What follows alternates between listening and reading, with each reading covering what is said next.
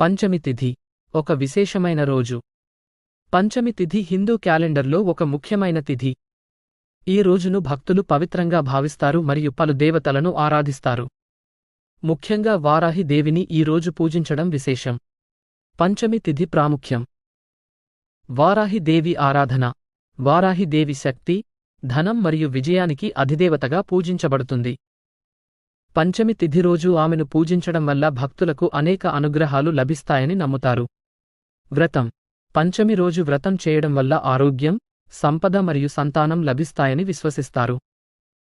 శుభకార్యాలు. ఈ రోజు వివాహం, గృహప్రవేశం వంటి శుభకార్యాలు చేయడం శుభప్రదంగా భావిస్తారు. పూజా విధానాలు.